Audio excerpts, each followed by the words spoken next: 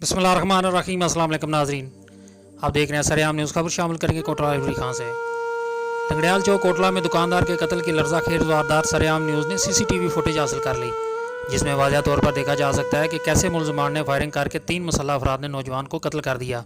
जी हाँ नाज़रीन, जैसा कि आप पहले बता चुके हैं कि MD समराला मोबाइल मलक बकास वल मलक मकसूद को 3 मोटरसाइकिल सवारों ने दुकान में घुसकर नामालूम वजूहात की बिना पर फायरिंग करके ज़ख्मी कर दिया और फरार हो गए। बाद अस्पताल ले जाते हुए जान की बाजी हार गया। तमाम पुलिस मसरूफ़ तफ्तीश है।